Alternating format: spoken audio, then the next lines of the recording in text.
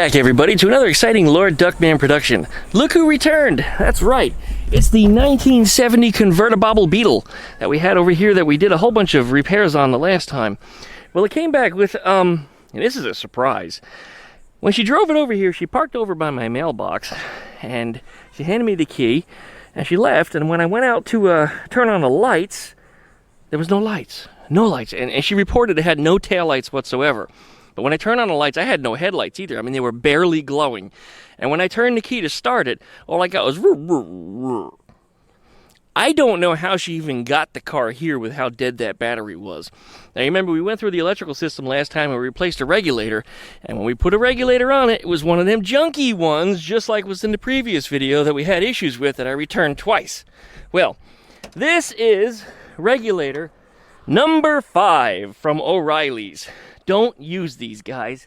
I'll show it to you so you know what it looks like. You know, they might look like they're gold, but they might as well be made of shit, because these things are terrible.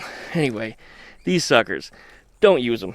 Just don't use them. This is number 5, like I said, and O'Reilly's is giving me a little lip about returning it. The other one they took back, I did buy 2 of them, this being one of the 2, and they don't want to return that one. But they gave me a new one, and I said, it's probably not going to work. And they laughed. Okay, that's fine. But they said at this point, it's an electronic device, blah, blah, blah. And I tried to explain to the guy behind the counter. I said, there's nothing electronic about that device. It's actually got moving parts in it because it's a mechanical device. It may work in an electrical environment, but it's a mechanical device. The modern ones, which is what Bosch now has replaced their old style with, they're solid state. Those guys, this is what we put in here, are actually what you probably want to run. Those are a little more expensive, a little more spendy, not easy to get. I couldn't pick that up at O'Reilly's. It was one of the extra ones that I had that was going to go in Eleanor. But anyway, I put it in this car, charged up the battery, and guess what happened? All the electrical problems went away. So again, O'Reilly's is still trying to tell me that the thing is probably fine and I'm doing something wrong. Yeah, the Duckman's doing something wrong 5 times. 5 times I've replaced this thing. Anyway, that's going back to a different store. I have a store that's actually closer to me. I know the guys did a little bit better versus the location where I had to go to get them because they don't inventory them in the other store. I don't see about getting a refund over there. But anyway, I solved the electrical problem. But the next problem we had, and this is actually what tipped off the whole issue to begin with, she told me a few weeks after she got it that the thing suddenly had no brakes. So she put brake fluid in it, and then she was able to drive it again. And I said, well, did you bleed the brakes? No. I said, uh-oh. So it's probably got some air bubbles in it.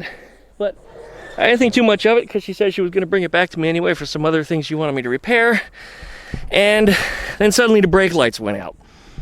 And I don't think they suddenly went out, but rather she just didn't notice them. Because if you have air bubbles in your brake fluid, then sometimes the brake switches, which are fluid controlled, don't switch, which means the tail lights don't come on, or brake lights don't come on.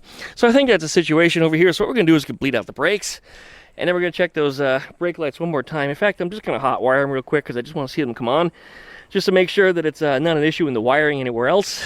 It could be the switches, of course, but you know, these late model dual circuit master cylinders do have 2 switches. If one of the switches fails, you get a light on the dashboard. That's, of course, if it's hooked up correctly. That's that light in the middle right there. Let me show you a close-up. There it is, if you ever wondered what that thing is. 68 and up has that. So, that's what she's got on there, and she didn't report any problems with any lights coming on the dashboard or anything like that. So, anyway, that's where we're at. I'm also trying to figure out why the fluid disappeared. She did mention, she said she had some wet carpets at some point, but we did know that this car got rained on back when it was here really badly. And I pulled up all the carpets and looked underneath here, checked the brake line. I didn't find anything wet. I mean, it doesn't even look like it had been wet. So I don't think that any of the fluid's leaking out of the line. This is usually the area that it would leak because, well, typically it's from your motion. Just the driver gets in here and they're always moving their feet around, so these things get rubbed on, they get dirt on them, and essentially they get sanded. And then all the mud and moisture and, just wet shoes causes the things to rust, unless you got stainless ones like I put on Eleanor. But that's a story for another time. But anyway, these lines don't even look like they're compromised. So I'm going to say that they're probably good. And I checked the line, the whole length, all the way to the back. And that's the line going in the back of the car there. Didn't find any leaks. And when I step on the brake pedal, while it is a little bit spongy, I didn't notice any issues underneath with brake lines expanding or getting damp or anything like that. So what I'm going to do is I'm just going to pop the wheels off, run around this thing, and just bleed out the brakes and see what happens. And again, like I said, we're just looking for the brake lights to come on because everything else seems to be working otherwise. So anybody's guess.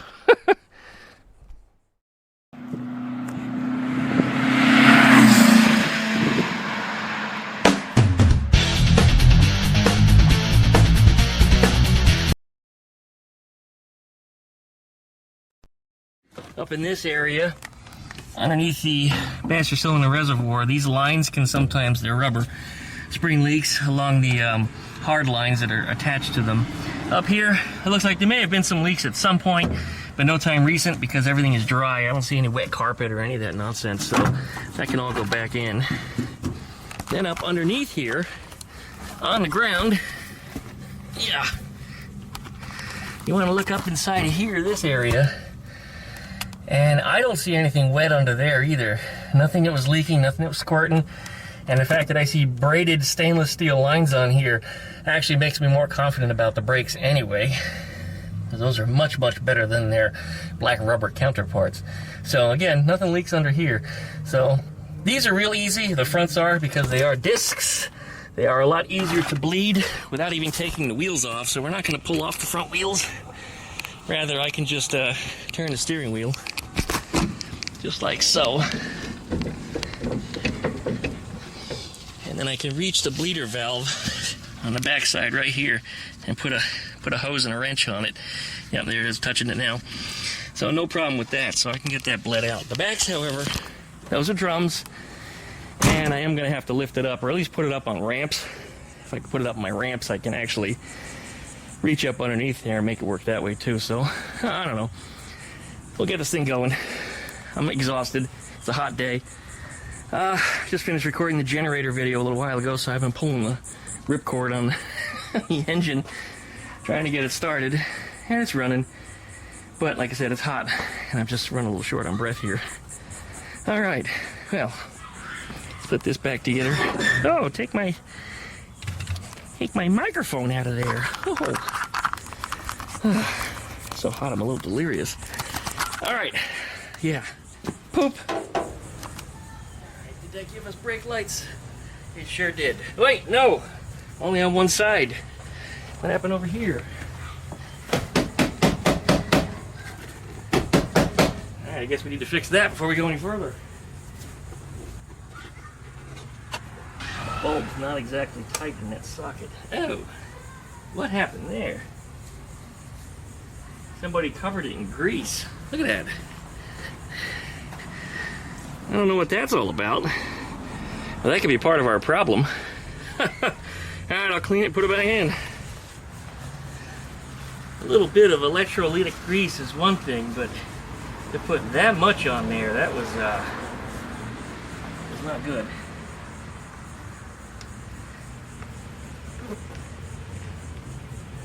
I might have put that in back. Let's try again. There we go.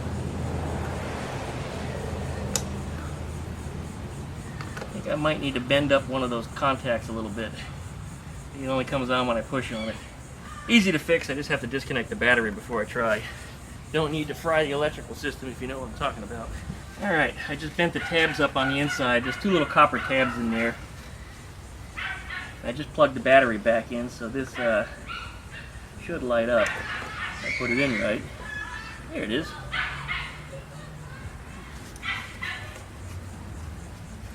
Make sure my greasy fingerprints are off that bulb. There we go. Alright, we got brake lights on both sides again. Fantastic. Look at that. Good. Alright. So now we know our wiring and our bulbs are good. Now we just got to get into the brake bleeding and hope the switches do what they're supposed to do. I figured it would be wise. Let's just go ahead and test all the taillight stuff while we're back here just to be sure one more time. Alright, we got taillights, right? Yes, we got taillights. We got backup lights. Oh, you know what? Hang on. The key's got to be on for those. Backup lights. Yes. Alright, how about some signals? Left signal.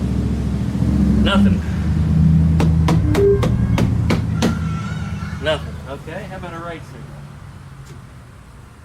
Also nothing. The little green light's on the dashboard for both of them, but no signal. Wonder if the signal relay is no good. Something else to look at.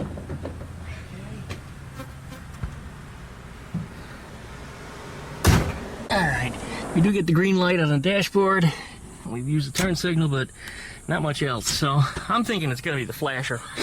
I happen to have another flashing unit. Here it is. It's a brand new one. So we'll try to install that right there. Now that one usually sits in a block.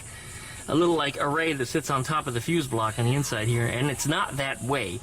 So I think somebody probably did something in here at some point. I don't even know what that relay is to, but that's sitting there also. But there it is. It was just kind of zip tied into place right there. So we'll replace that. Should be simple enough. Let's see if that fixes the problem. Das ist der Kracher, der Blinkerbär. Anyway, let's see if the new one works. Alright, signal on. Nothing for the left, nothing for the right. Alright, maybe it wasn't as simple as that.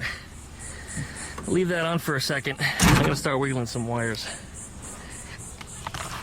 See if we get anything out of it here. These wires are quite tarnished. I just heard a tick. Something made a noise.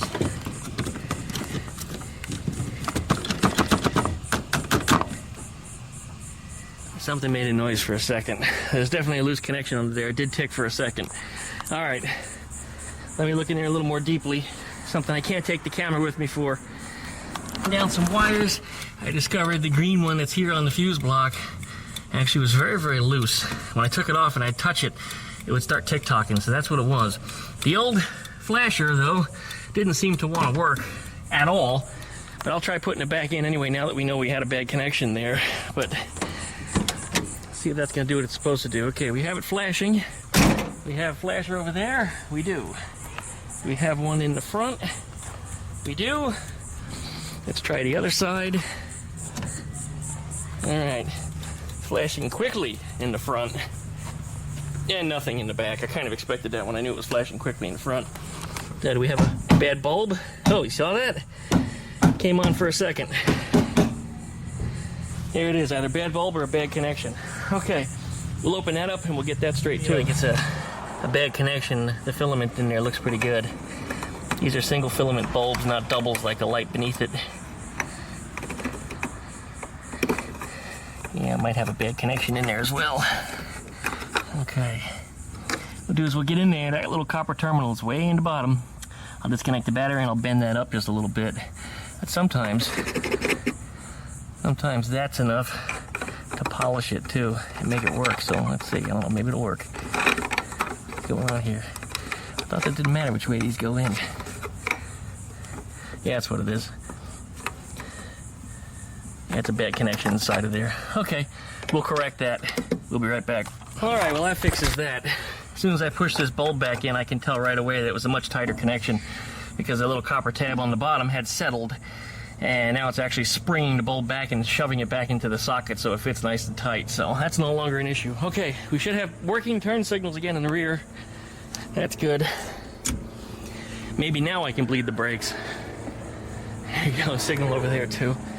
And yeah, we're good. All right, okay, we got that master cylinder topped off. Had some fluid right there so it didn't cost us anything else to put more in. Let's start bleeding out them brakes. Now, you know, this front and the rear circuit, each is separate. Doesn't matter if I start in the front or the rear, but you typically do want to start with the furthest wheel. So that's going to be that side. As I was pumping out just the rears, the brake lights started to come on, so that was definitely the problem. Anyways, we're going to finish up bleeding them, and then we'll come on back here and we'll test everything out just to make sure it's still working.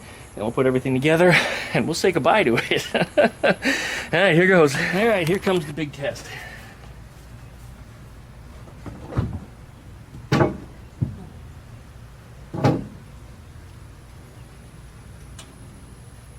Alright, backup lights first. There they are. Yay! Turn signal left. Turn signal right. Yay! Alright. Light off, backup lights off. Taillights. Should have them on both sides. We do. Turn that off. And lastly, we should have brake lights. And I can't see them. Well, I can see the driver's side, and yeah, that's working, so hopefully the passenger side is too. Alright, I'm going to review the video just to make sure, but I think that gets it. Got this one together. I'm happy for that. I'll call the owner and see if she'll come pick it up. She's really anxious to have it, so I think she'll probably come for it immediately. She don't live very far from here, too. What, a mile and a half, 2 miles, something like that. Not far at all.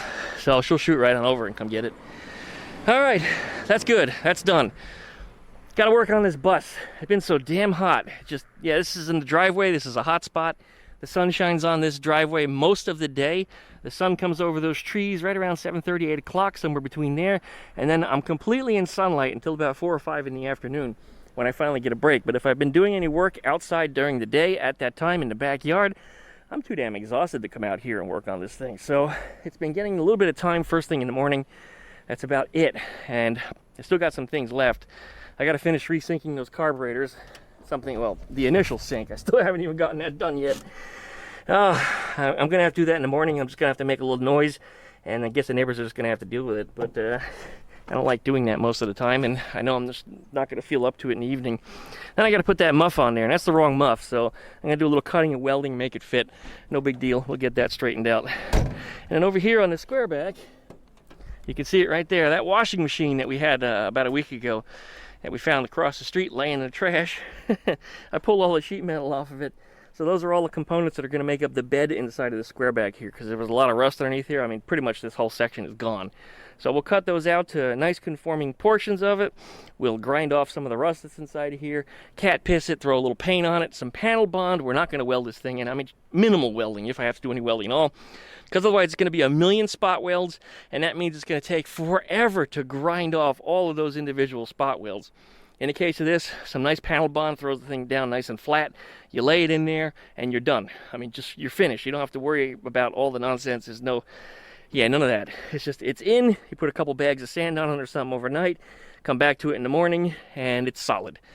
And all cars are put together with glue nowadays. That Z that you see right there was actually all panel bonded. When I did some welding in the back, I discovered some of it because, well, it caught on fire. But I reinforced that trailer hitch and made it a lot stronger than what it is. I attached it to a whole bunch of bolting points in different sections of the body, because all that stuff underneath there was very, very soft sheet metal. It was never meant to have a trailer hitch, but because of how I reinforced it, now that thing is really, really strong. I think it was a Class A trailer hitch before, which is like crap. I mean, for barely pulling a lawnmower trailer kind of thing. But now I'd say it's probably like I say Class B or A or rather. It's like a Class 2 now. It's the next step above that, which is your standard trailer hitch. It's nice and strong. I can stand on it. But I still need to work on the Z also. The clutch cylinder. When I step on the clutch, it went to the floor the other day. And when I started it, it lurched backwards because it was in reverse. So I discovered that that's not right. Now, I bought a new line for it because the line has been acting up for probably about 10 years. I just never got around to replacing it. Well, now I have to. I think the line is just expanded. It's just, that's what happens to these things. They're known for that. The clutch pedal, especially in the heat and with how hot it is, that explains everything. The rubber lines get soft and they just blow up like balloons instead of operating the clutch cylinder. So I got a braided stainless one. It's somewhere inside the house. I had it at my office for a long time back when I had an office. And I did finally make it home. Last time I saw it was on the kitchen table. And I don't know where it's at now, but it's somewhere in there. But anyway, I'll change that out. Still need to deal with the tire problem. I have a wheel lock on there that I don't have the key to. And no, it's not one you can hammer a socket over. In fact, can I even show that to you? Let me see. Because everybody's always giving me these great pointers that don't work on these kinds of wheel locks. Let's see, which one is it? It's this one, this one, this one. There it is. That's the wheel lock. You can't put a socket over that, guys. It's inverted. You can't, I mean, you can hammer a socket into it, but that ain't going to do you a damn thing. It's just going to spin. So I'm going to have to go in there and cut that fucker out. That's going to be a whole lot of fun.